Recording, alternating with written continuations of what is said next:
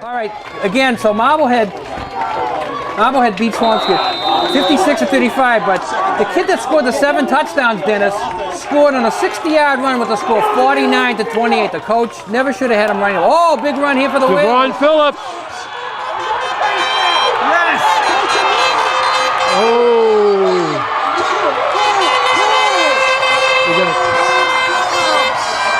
Phillips from Look for flags. 54 yards. It's a touchdown. What a straight arm there by Phillips at about the 30-yard line. Yeah. The coaches up here were yelling it was a face mask. Phillips just pushed him right off. 27, broke the tackle. Devon Phillips is the momentum guy. He turned it around last week. You had him as one of your top threes last week, there. Exactly, yeah. As turning the game around when Nantucket gave up the touchdown early in the second half and made the score 6-6.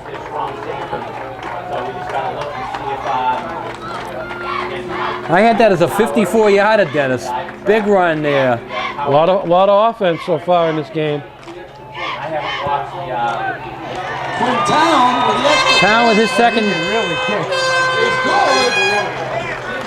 So with 9 minutes and 49 seconds left to go in this first half play, the Nantucket Whalers 10, Upper Cape 14.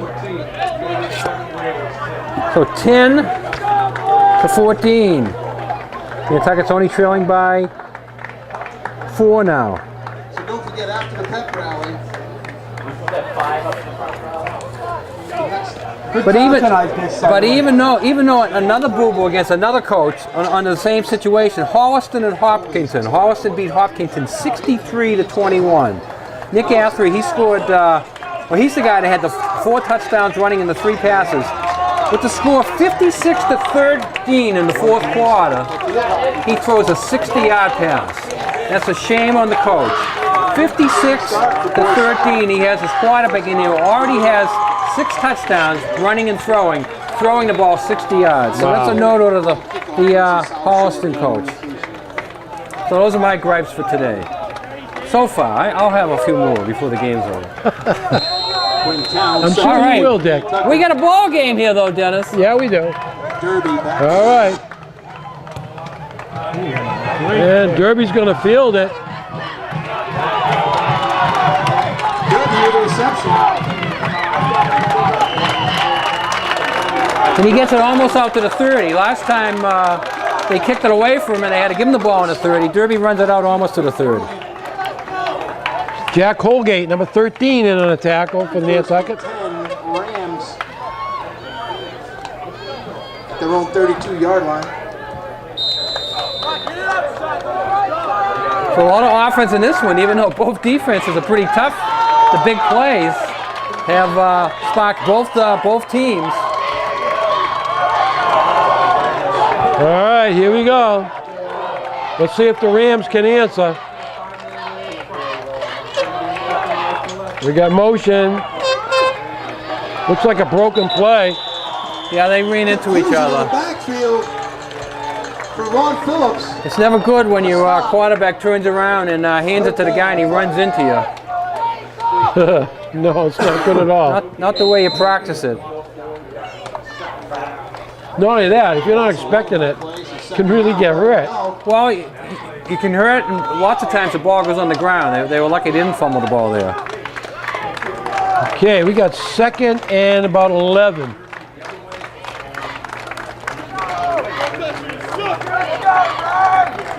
So only the broken play results as a 1-yard loss.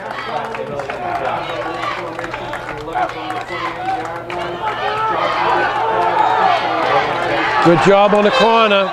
And we got a penalty. Let's see what the flag is. There are flags on the field. Face mask, personal foul. Nantucket get called for face mask, so that would be an automatic first down problem. Penalties can kill you.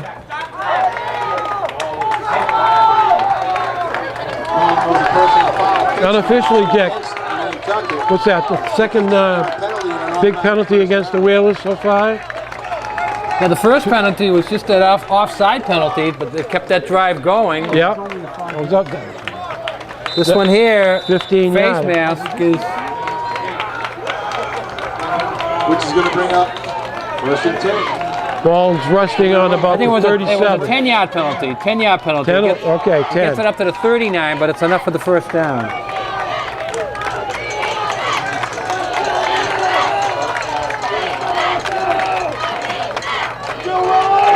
Oh, And they run into each other again.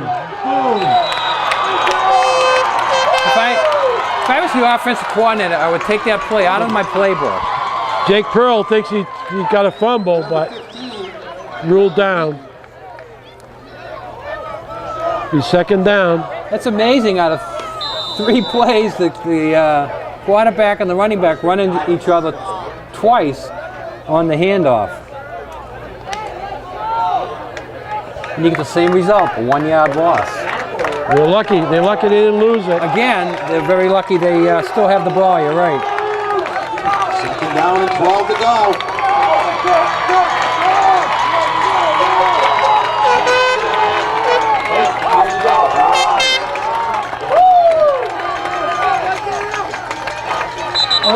Motion. Flags on the play. Both teams moving. moved, but I think it's usually the offense that gets Yeah, called. offense is going to get called.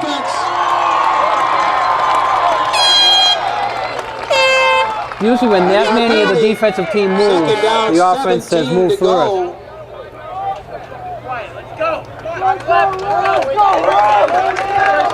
So that's going to make it 2nd and 16. So that narrows your play selection down a bit. The big mistake is to thinking in all 16 on one play. You look at it mathematically, you say, let's get 8 and 8. This is a perfect play to screen. You have a screen pass in your repertoire. Here by your Kentucky Whaler defense.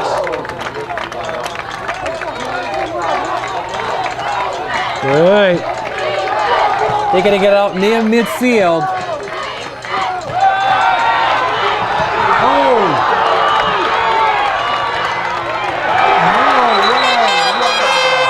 Big hit over there. Sack the quarterback in the backfield. He avoided the initial sack, then he started running, and With a fantastic I guess it goes as a sack because he doesn't get back to the line of scrimmage. He loses another yard. JT Gambroni with a perfect tackle. And the quarterback looks like he's a little shaken up there. I think you definitely see a screen on this one, Dennis, because they're not going to put him back in that pocket very long again. Kentucky's got a big rush on. Third down for your Kentucky Whaler.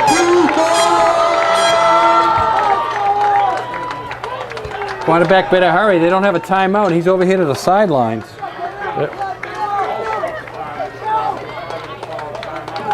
Yeah, I guess they do, Dick.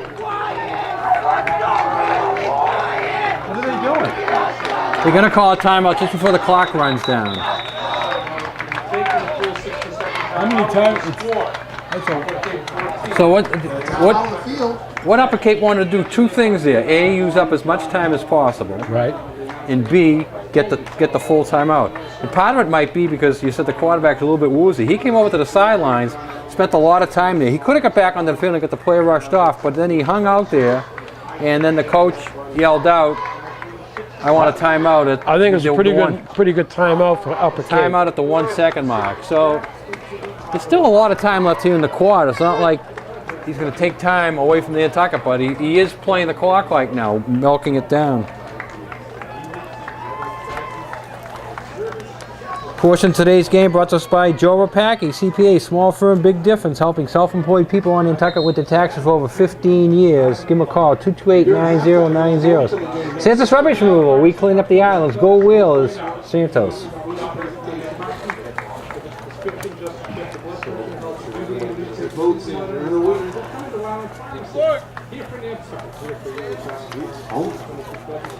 Homecoming coming up this weekend. Some of the other teams have done well. The field hockey team won today at Fort Haven 4-1. They're 4-4 overall, 2-0 in the league. Girls soccer had their first blemish today, a 2-2 tie at Falmouth Academy. They're 6-0-1 overall and 6-0-1 in the league. And the boys won today 6-0. And they're 6-0 overall and 6-0 in the league. So they got to pass it here, don't they? They have Yeah, to they pass do. it. Look for the screen though. Oh, they went to the run.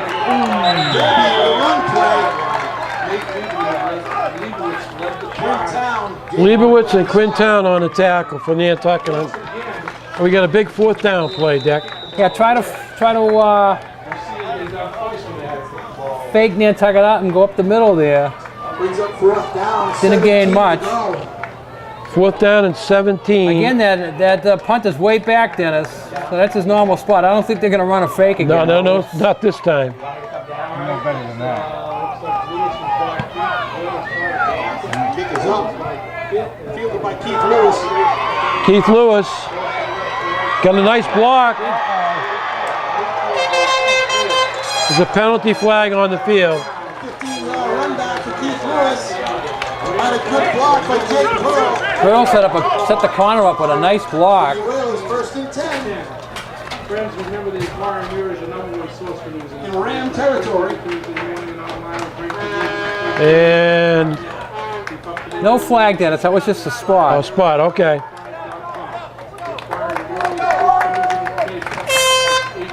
So across midfield with the good return by Lewis. And that was sprung again by the great block by Pearl.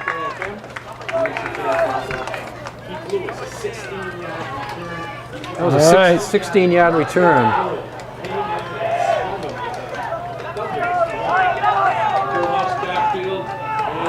Jason Sarni, Will Sarni gonna lose big time.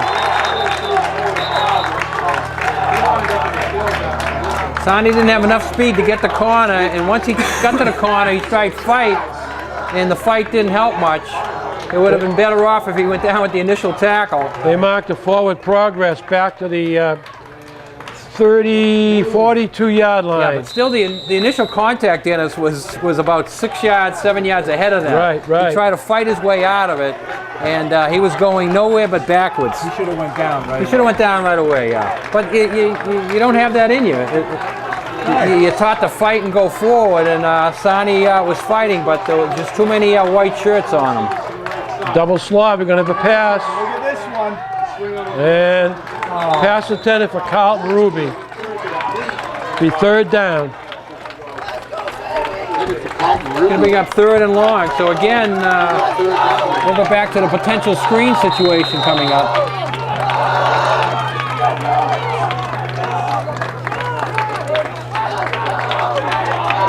Dick, have the Whalers punted this year?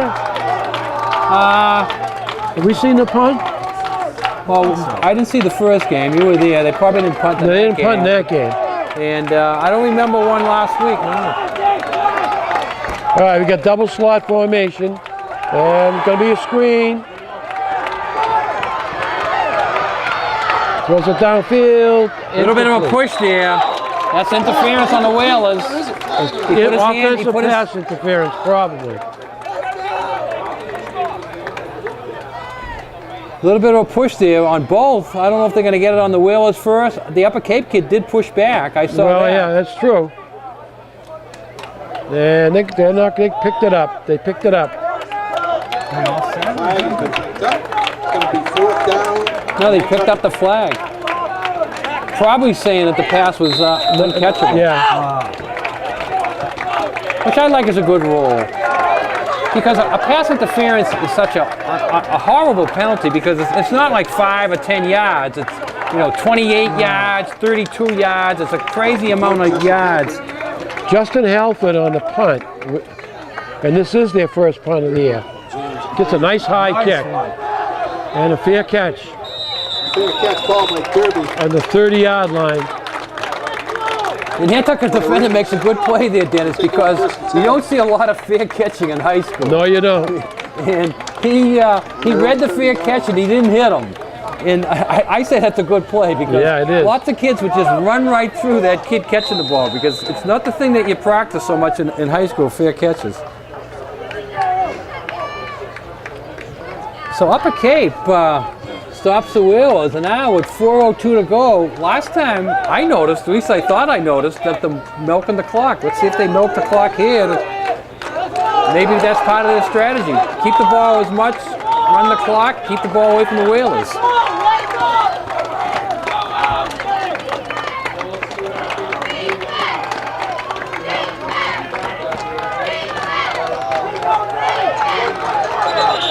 All right. Handoff to Derby. Stopped. Jake Pearl. Corey Ryder. Corey Ryder on a tackle for Nantucket. If they run the ball 3 times here and have to punt, Brings up second down. that'll bring it down under 2 minutes. But if they get 1 first down, They can run out they the can clock. run out the clock unless Nantucket starts using timeouts on the other end of it to stop the clock. Be 2nd and 9. Quarterback close enough to run over to the coach, get a play. On a night like tonight where it's so warm, that could be a tiring factor. You got the heat. Quarterback. You also have a sun factor right now. Yeah. Look at the official back there. He We got a timeout on the field. We got a timeout. Rams on the field. So there is a timeout on the field here. We have Again, about halftime coming up. 3:11 to go here Who's the club? in the first half. Upper Cape is leading 14 to 10. All your favorites over there. Portion of Don't forget the today's game knockout brought to us shot. by the Inquirer Mirror, Nantucket's newspaper since 1821. For Nantucket's news, information, and sports, the Inquirer Mirror covers it all. Shane Batty here, Dennis. That name mean anything to you? Yep. Yeah, I heard he was in the gym today. He was in the gym today. I was there. Great motivational speaker. And look at screen. Here's the screen we've been looking for. Close to the first down. Run down by Jake Pearl. Here's the screen. We're looking for that all day. They finally pulled it off. Nantucket just missed the sack here, right in the quarterback's face. Big 3rd and about 3. at the end of this first half for your Nantucket Whaler defense. Clock is running, and that's part of Upper Cape's strategy right now.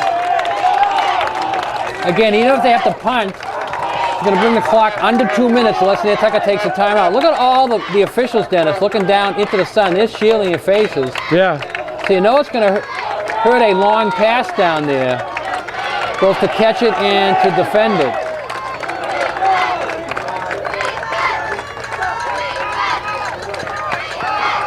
There it is. Oh, the kid was wide open. Gets the first down. Just enough for Halfback pass they were looking at. 10 was behind the defender. But Derby, I think, was smart enough to realize that he could make the first down. That was more important than just throwing it down here.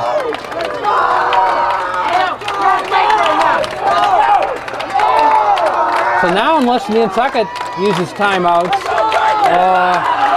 Upper Cape uses timeouts. All right. Another 4 downs could basically run the clock out. Upper Cape may start using if timeouts if they get into scoring position. Derby up the middle. Derby for the run. Jake Pearl again on the bottom of that pile. Jake Pearl. No gain. So he fights himself 1 yard gain. It's going to be up 2nd and 9. And we have another timeout on the field.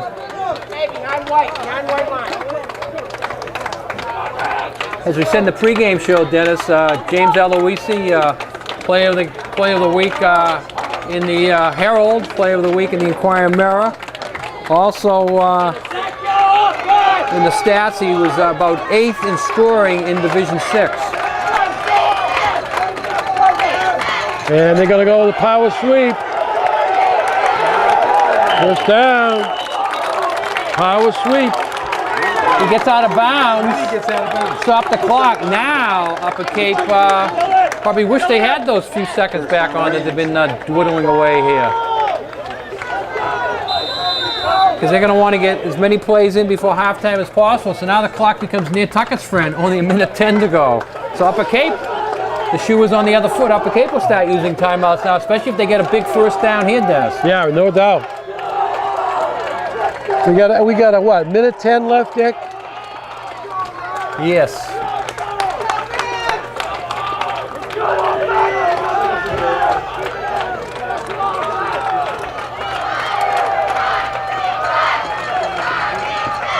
And a nice job. Ooh. They had him in the backfield.